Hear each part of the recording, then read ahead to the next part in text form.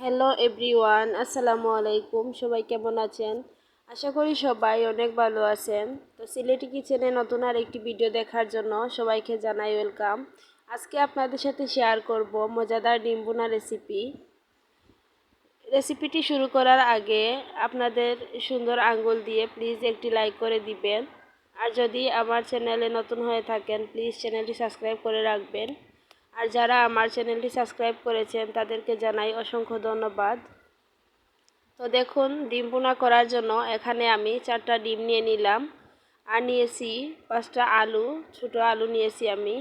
তো ডিম আর আলুটাকে সিদ্ধ করে নিয়েছিলাম আগে, আর এখন এগুলোকে তেলে ভেজে নেব, হালকা ভাজবো।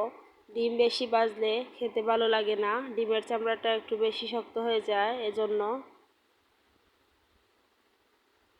তো দেখুন, আমি ডিমগুলোকে ভেজে নিচ্ছি আর এখন ডিম একটা একটা করে উঠিয়ে প্লেটে রেখে দেব। তো এই ডিম ভুনাটা আপনারা চাইলে ভাত অথবা পরোটার সাথে পরিবেশন করতে পারেন, খেতে অনেক টেস্টি হয়।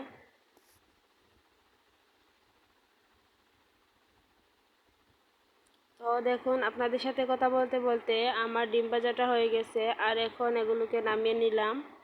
এখন দিয়ে দিলাম ফ্রাই প্যানে কিছুটা পেঁয়াজ, রসুন এবং আদা বাটা দিয়ে এগুলোকে ব্রাউন কালার করে ভেজে নেব।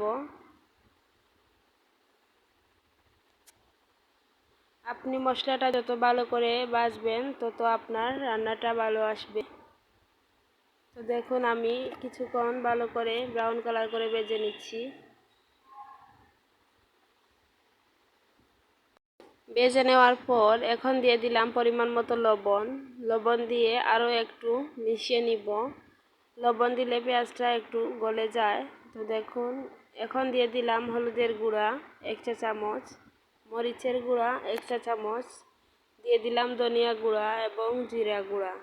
তো এই ভিডিওটি আমার স্কিপ হয়ে গেছে, আপনারা কিছু মনে করবেন না।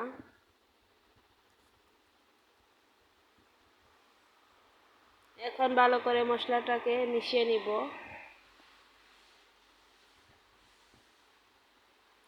মশলাটা ভালো করে মিশিয়ে নেওয়া হয়ে গেলে দিয়ে দিব পরিমাণ মতো পানি। পানি দিয়ে মশলাটাকে ভালো করে কষাতে হবে। যতটা ভালো করে কষাবেন ডিম ভুনাটা ততটা খেতে সুস্বাদু হবে।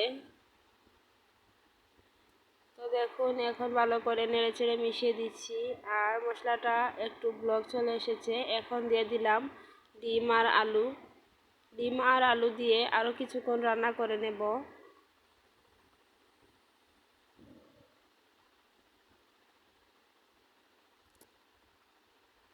তো ডিম ভুনা তো আমরা সবাই করতে পারি, আর আমি যেভাবে ডিম ভুনা করে থাকি আপনাদের সাথে শেয়ার করলাম। তো দেখুন, রান্নাটা হয়ে গেছে। আজকের ভিডিওটি কেমন লেগেছে কমেন্ট করে জানিয়ে দিবেন। ভালো লাগলে আপনাদের প্রিয়জনের সাথে ভিডিওটি শেয়ার করবেন। ভালো থাকবেন, সুস্থ থাকবেন। দেখা হবে নতুন কোনো ভিডিওতে। আল্লাহ হাফিজ।